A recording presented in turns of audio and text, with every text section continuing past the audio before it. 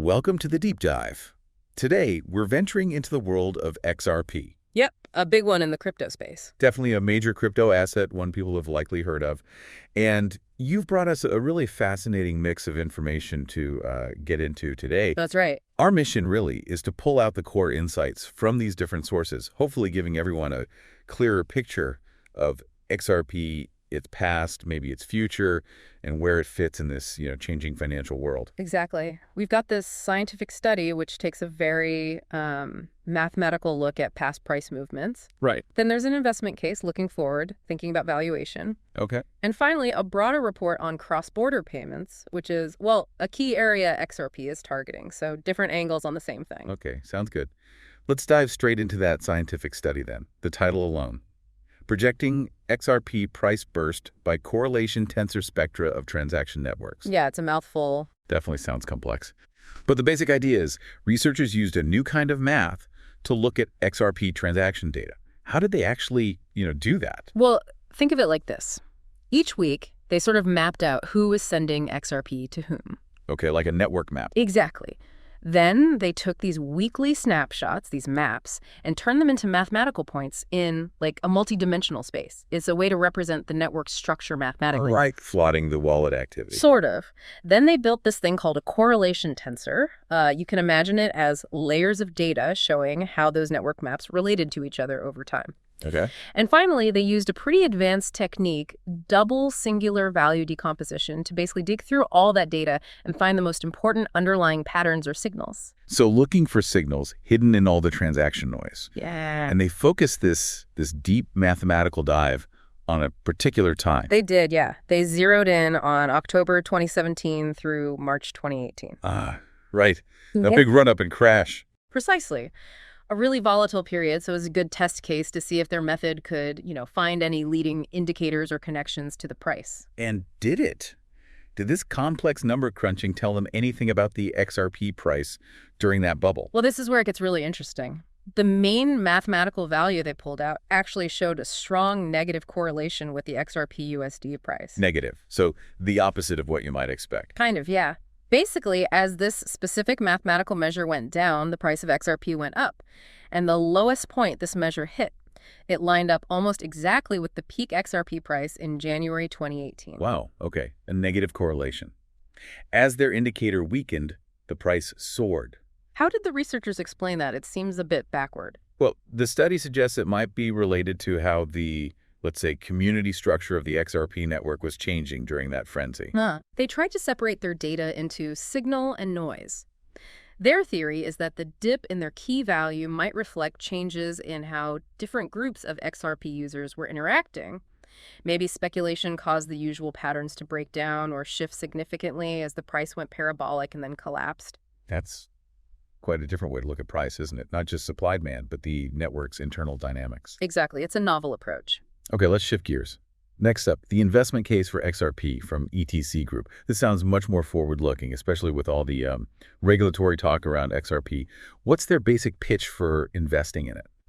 So the ETC Group report basically argues that XRP is, well, a compelling investment opportunity. A big part of their reasoning seems to be an expectation of a, let's say, friendlier regulatory climate after the November 2024 U.S. election. Ah, the regulatory angle. Right. They try to give a complete overview, XRP itself, the technology behind it, the XRP ledger, its uses now and potentially later, and even a framework for thinking about its value. And they mentioned something about potential government interest. Yeah, they specifically highlight the Trump administration's stated plans or announced plans to potentially hold XRP as part of a strategic crypto reserve.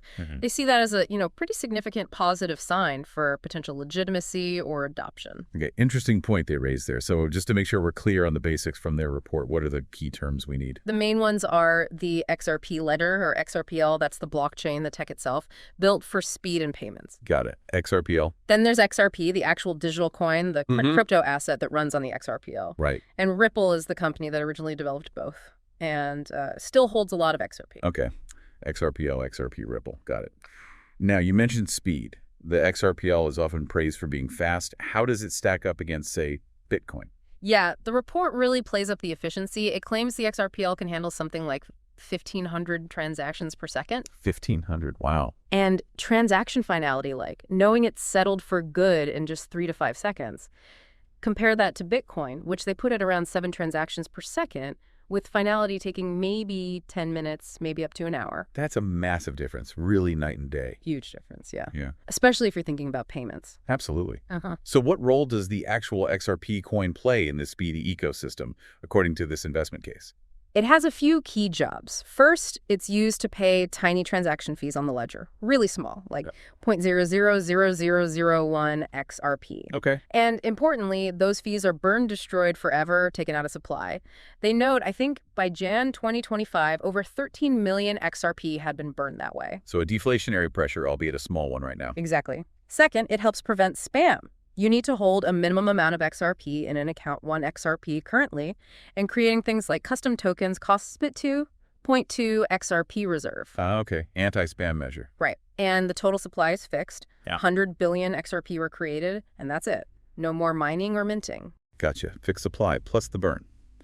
Did the report touch on Ripple's original idea for XRP? Yeah, it does. Ripple's early vision was about creating this super efficient global network for moving value, especially across different currencies. With cross-border payment focus? Exactly. Yeah. In that picture, XRP was designed to be a neutral bridge asset. You could swap currency A for XRP, send the XRP instantly, and swap it back to currency B on the other side, avoiding traditional banking delays and costs. Okay. And that led to tech like the Interledger Protocol, or ILP, for connecting different payment systems, and on-demand liquidity, ODL, which uses XRP directly as that bridge. Right. ODL. I've heard that term. Yeah. And how does the XRP ledger actually agree on transactions? It's consensus mechanism. It's not like Bitcoin's proof of work, is it? No, it's different. It doesn't use mining. Instead, it uses a network of trusted validators who rapidly compare their transaction records and reach an agreement or consensus every few seconds. Trusted validators. Okay. It makes it way faster and much more energy efficient than proof of work.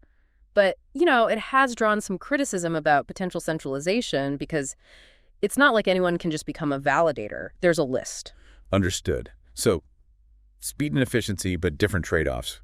Besides just moving XRP, what else can the ledger do? It's actually pretty flexible. The report mentions it can handle different kinds of assets, not just XRP, but also representations of traditional currencies like IOUs and even NFTs. Oh, interesting. NFTs too. Yeah, and it has a built-in decentralized exchange, a DX, with a traditional style order book, so you can trade assets directly on the ledger. A built-in DX, okay. Plus, features aimed at institutions like trust lines for managing counterparty risk, which helps with compliance, like AML KYC stuff. And of course, the ODL feature we mentioned, using XRP as that bridge currency. So it's got quite a few tools built in. Mm-hmm. What uses, current or future, does the report really highlight? Well, the main focus is definitely payments, especially cross-border ones, and also the growing field of asset tokenization. Tokenization, like putting real-world assets on the blockchain. Exactly. Representing things like stocks, bonds, maybe even real estate as digital tokens on the ledger. The report suggests the XRPL's built-in features for handling different assets in its compliance tools could make it well-suited for this. And apparently, recent and upcoming upgrades are aimed specifically at boosting these areas. Okay. But the report doesn't ignore the elephant in the room, right? Yeah. The regulatory overhang. What's that about? Yeah, they tackle it head-on. That overhang mainly refers to the big lawsuit the U.S. Securities and Exchange Commission, the SEC, filed against Ripple. Right, the SEC case. That case created a ton of uncertainty about whether XRP itself is legally considered a security in the U.S. And that uncertainty has probably, slowed down adoption by banks and other big players. Makes sense. But, as we mentioned, the report seems optimistic about things possibly clearing up after the November 2024 elections, potentially leading to a more favorable regulatory environment. They even point to a rise in active XRP addresses in late 2024 as maybe an early sign that some of that suppressed demand is starting to surface. Interesting. Okay, so if they're making an investment case, how do they actually try to value XRP? What factors do they consider? They break it down into 3 main areas for valuing crypto assets generally. Yeah. First, Token supply, how much exists, is more being created. Okay. Second, tokenomics, how the token actually works within its system, what drives demand for it. Right. And third, just its overall potential network effects, adoption, new use cases. And for XRP's tokenomics, what do they emphasize? They circle back to those burn transaction fees. They suggest that if transaction volume really picks up significantly, that burn rate, while small now, could become a more noticeable factor over the long term, reducing supply. Ah, okay. Volume dependent. Right.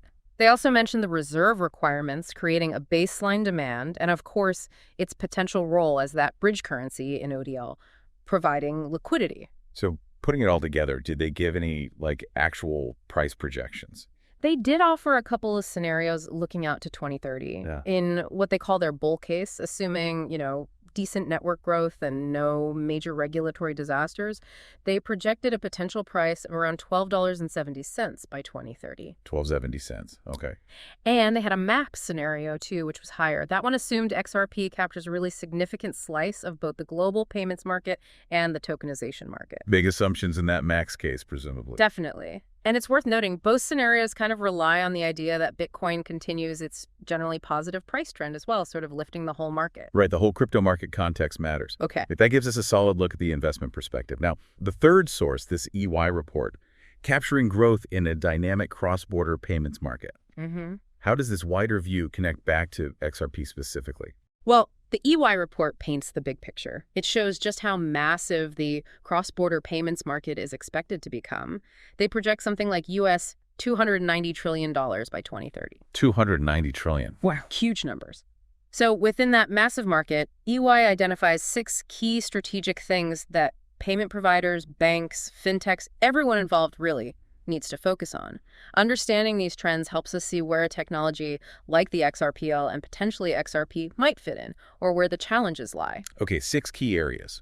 What are they? What does EY see as crucial for the future of moving money globally? All right, number 1, jumping on the real-time payments trend. 2, speeding up the switch to a data standard called ISO 2022. Okay, real-time, better data. 3, ramping up anti-money laundering efforts. 4, innovating with digital currencies, including CBDCs and tokenization. That's tokenization again. Yep. 5, building strategic partnerships. And 6, harnessing embedded payments, especially for things like e-commerce. Okay, let's unpack a couple of those. Real-time payments keeps popping up. What kind of initiatives does EY point to there? They mention things like SCT Instant in Europe, which is for instant euro payments, and also Project Nexus from the Bank for International Settlements, which is trying to link up different countries' domestic instant payment systems. Connecting the instant systems, interesting. And they also highlight the EU's instant payments regulation, aiming to make instant options available across, I think, 36 European markets by January 2025. So a big regulatory push towards speed in Europe. And that ISO 2022 standard, why is that so important? Just better data. Pretty much, yeah. It's a new format for payment messages that allows way more information to be included in a structured way. Think richer details about the sender, receiver, purpose of payment, etc. Okay. And that richer data helps improve efficiency, makes compliance easier, allows for more automation. It just smooths out the whole process. Gotcha. And innovation with digital currencies and tokenization, how does EY see that changing cross-border payments? They basically see these technologies, whether it's central bank, digital currencies, stablecoins, or tokenized assets, as having the potential to make international payments faster, more transparent, maybe even cheaper. Right, bypassing some old rails. Potentially, yeah. They mention platforms like JP Morgan's Onyx, Santander's OnePayFX, which are kind of private, blockchain-based systems, but also fintechs like part.How that are exploring these new models. And partnerships. Who needs to team up with whom? EY really emphasizes collaboration. So fintechs working with traditional banks, but also cooperation between banks, central banks, regulators, and the companies that build the underlying payment infrastructure. They mentioned Project Agora as an example. That's a big one involving several central banks and private firms working together on tokenization for cross-border payments. Collaboration is key, seems like. And finally, embedded payments. How does that fit into cross-border? Embedded payments are basically integrating the payment process directly into other applications or platforms. Think buying something from an overseas website without really noticing the separate payment step. Seamless checkout. Exactly. EY points out the huge growth expected in cross-border e-commerce and says making those international payments seamless and invisible is a massive opportunity. They project that specific sector to hit, what was it, US $3.37 trillion by 2028? Another huge number. Okay, so pulling this all together, it's quite a mix. We had the scientific study with its unique mathematical view on past price and network dynamics. Right, that negative correlation finding. In the investment case, looking ahead, focusing on adoption, regulation, and putting potential dollar figures out there. Yeah, with the $12.70 bull case target for 2030 based on their model. And finally, the EY report setting the stage, showing this massive, evolving cross-border payments market with all these trends like real-time, tokenization, and the need for partnerships. Exactly. It's fascinating, isn't it? How these three very different viewpoints, one academic and mathematical, one financial and forward-looking, one industry-focused, all end up touching on similar themes. Network effects, the shadow of regulation, and the huge potential and challenges in transforming how money moves globally. It really paints a complex picture. This has definitely been a deep dive. So thinking about all this, the historical analysis, hinting at those network correlations, the investment thesis, betting on future potential and maybe regulatory shifts and these huge macro trends in global payments, what unique niche could XRP actually carve out in the digital economy down the road? And maybe more importantly for our listeners, what are the key things you should be watching to really gauge if it's succeeding or not? That's certainly something to think about. Thanks for joining us on the deep dive.